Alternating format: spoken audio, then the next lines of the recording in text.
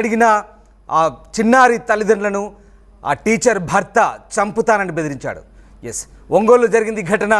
3వ తరగతి విద్యార్థి దేవాంష్కు తీవ్ర గాయాలయ్యాయి. దేవాంష్ను ఒంగోలు రిమ్స్ ఆసుపత్రికి తరలించారు. ప్రశ్నించిన తల్లిదండ్రులతో టీచర్ దురుసుగా ప్రవర్తించింది సబీనా అనే టీచర్. కావాలంటే కేసులు పెట్టుకోమంటూ నిర్లక్ష్యపు సమాధానం ఇచ్చింది సబీనా. పోలీస్ స్టేషన్లో టీచర్పై ప్రస్తుతం కేసు నమోదైంది. హోంవర్క్ చేయడం లేదన్న కారణంతో ఓ విద్యార్థికి ట్యూషన్ టీచర్ అట్లకాడ కాల్చి వాతలు పెట్టిన ఘటన ఒంగోలులో కలకలం రేపింది. ఇదేంటని ప్రశ్నించిన తల్లిదండ్రులను ఆమె భర్త చంపుతానని బెదిరించాడు. దీంతో వారు పోలీసులను ఆశ్రయించారు. ఒంగోలులోని గంటాపాలెంలో నివాసం ఉండే 3వ తరగతి విద్యార్థి ఇంటి ఎదుట ఉండే సాబీరా వద్దకు ట్యూషన్కి వెళ్తుంటాడు. ఈ నెల 20న విద్యార్థి హోంవర్క్ చేయలేదన్న కోపంతో ట్యూషన్ టీచర్ సాబీరా అట్లకాడ కాల్చి ఆ చిన్నారి పిరుదులపై వాతలు పెట్టింది. తీవ్రమైన గాయాలవడంతో రోధిస్తూ ఇంటికి వెళ్ళిన విద్యార్థి ట్యూషన్ టీచర్ నిర్వాకాన్ని తల్లికి చెప్పాడు. తల్లిదండ్రులు సాబీరాకు ఫోన్ చేసి ప్రశ్నించారు.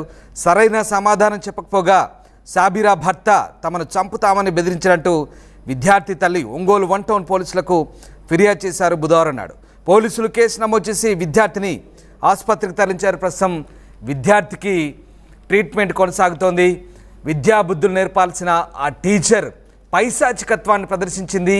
ట్యూషన్కు వచ్చిన ఓ చిన్నారిపై అమానుషంగా కాల్చి వాతలు పెట్టింది. అట్లకాడతో కాల్చి వాతలు పెట్టడంతో ఒక్కసారిగా ఆ విద్యార్థి చర్మం కమిలిపోయింది. విద్యార్థి పిరుదులపై అట్లకాడతో వాతలు పెట్టడంతో విద్యార్థి ఏడ్చుకుంటూ వెళ్ళి తల్లిదండ్రులు చెప్పడంతో ఆ కర్కశపు టీచర్ అమానుషత్వం బయటపడింది. ప్రస్తుతం పోలీసులు కేసు నమోదు చేశారు. ఇక ఇదే ఘటనకు సంబంధించి పూర్తి సమాచారాన్ని మా ఒంగోలు ప్రతినిధి శ్రీనివాస్ అందిస్తారు. విద్యాబుద్ధులు నేర్పాల్సిన టీచర్ స్థాయిలో ఉన్న ఒక వ్యక్తి విద్యార్థులకు తీవ్ర స్థాయిలో వాతలు పెట్టి అతనికి గాయాలు పాలు చేసిన పరిస్థితి ప్రకాశం జిల్లా ఒంగోలులో చోటు చేసుకుంది. దానికి సంబంధించి ఆ బిడ్డ యొక్క తల్లిదండ్రులు పోలీస్ స్టేషన్లో ఒంగోలు 1 టౌన్లో కూడా కంప్లైంట్ చేసే దానికోసం కూడా ఇక్కడ రావడం జరిగింది. వారు మనతో పాటు ఉన్నారు. అసలు వారు మాట్లాడుతున్నారు ఏం జరిగింది ఏంటి అమ్మా, అసలు ఏం జరిగింది, మీ బిడ్డకు దెబ్బలాలు తగిలింది, అసలు ఎవరు పెట్టారు? సార్, మా అబ్బాయిని ఒంగోలులో ట్యూషన్కి పంపిస్తున్నాను. మా ఇంటి ఎదురుగా నేను ట్యూషన్ పంపిస్తుంటే అదే మా పార్వతమ్మ గుడి దగ్గర పంపిస్తుంటే ఆ అబ్బాయి ఏదో హోంవర్క్ ఏదో చేయలేదని చెప్పి అట్లకాడ గ్యాస్ మీద పెట్టి కాల్చి నెక్కర్ కిందకు తీసి 2 పిర్ల మీద వాతలు పెట్టి తర్వాత మేము అడిగితే మీరు ఏదో చేసుకునేది చేసుకోండి, కాకపోతే పోలీస్ కంప్లైంట్ ఇచ్చుకోండి, అక్కడ మేము చూసుకుంటాము అన్నారు సార్. అందుకని మేము మామూలుగా మంచితనంగా అడుగుదాం మేము పోయాము. వాళ్ళు అట్లా మంచితనంగా రాలా, అందుకని వాళ్ళే పెట్టుకోమన్నారని మేము పోలీస్ కేసు పెట్టాము సార్. అంటే ఇట్లాగా గతంలో ఏమన్నా కొట్టడం కానీ తిట్టడం కానీ జరిగిందా? ఇదే మొదటిసారి? ఇదే మొదటిసారి. అంటే ట్యూషన్కి పంపిస్తున్నాం కదా, చిన్నపిల్లడు 3rd క్లాస్ చదువుతున్నాడు సార్. 3rd క్లాస్ పిల్లోడు, ఇంతకుముందు ఏమి లేదు, ఇప్పుడే. అబ్బాయి పేరేంటి, ఏ స్కూల్లో చదువుతున్నారు? ఇక్కడ వచ్చి ట్యూషన్కి ఎంతకాలం నుంచి ఇక్కడ పంపుతున్నారు?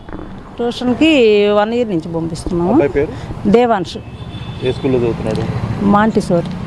అబ్బాయి స్కూల్ టీచర్, ట్యూషన్ చెప్తుంది కదా ఇప్పుడు, ఆ టీచర్ పేరు షాబీరా.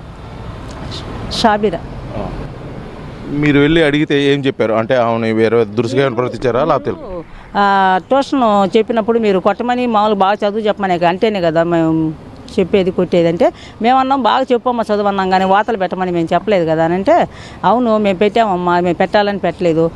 సరే మీరు పోయి ఎక్కడ చెప్పుకోకండి, మీరు ఏదో చేసుకోండి, మీరు ఎంతమంది తెచ్చుకుంటారో తెచ్చుకోండి, మేము ఎంతమంది తెచ్చుకుంటామని వాళ్ళు అట్లా మాట్లాడారు.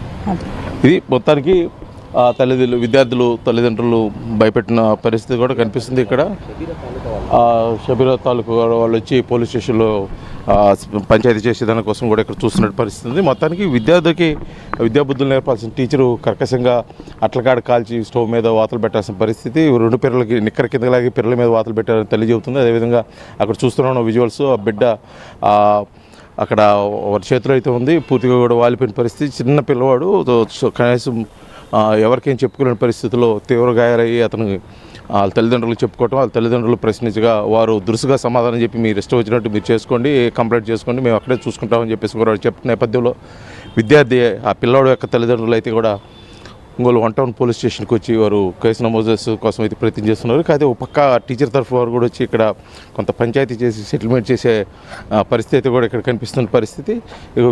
ఆ తల్లిదండ్రులను ఆ బిడ్డను కూడా లోపలికి తీసుకెళ్తున్నారు. మొత్తానికి జరిగిన సంఘటన మీద పోలీసులు ఏ విధంగా రెస్పాండ్ అవుతారు? ఎందుకంటే ఇటీవల కాలంలో విద్యార్థుల్ని ఇలా చితకబాదటం, వాతలు పెట్టడం తీవ్రంగా శిక్షించడం కూడా జరుగుతున్న నేపథ్యంలో కూడా దీనిపై కూడా ఇప్పటికే ప్రభుత్వం సీరియస్గా ఉంది. ఇటువంటి సంఘటనలు పునరావృతం కాకుండా చూస్తామని గతంలో చెప్పిన ప్రభుత్వం ఇప్పుడు ఈ సంఘటనపై కూడా ఏ విధంగా చర్యలు తీసుకుంటారో కూడా పూర్తిగా వేచి చూడాల్సిన పరిస్థితి ప్రకాశం జిల్లా ఒంగోలు నుంచి అయితే ఉన్న పరిస్థితి.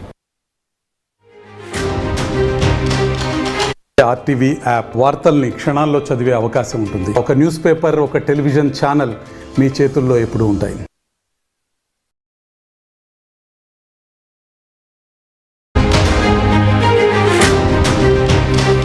ఒంగోలులో ట్యూషన్ టీచర్ పైశాచికత్వం బయటపడింది.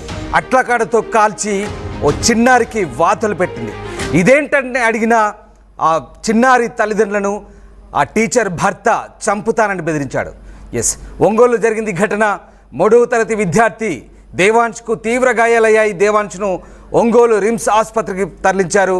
ప్రశ్నించిన తల్లిదండ్రులతో టీచర్ దురుసుగా ప్రవర్తించింది సబీనా అనే టీచర్. కావాలంటే కేసులు పెట్టుకోమంటూ నిర్లక్ష్యపు సమాధానం ఇచ్చింది సబీనా. పోలీస్ స్టేషన్లో టీచర్పై ప్రస్తుతం కేసు నమోదైంది.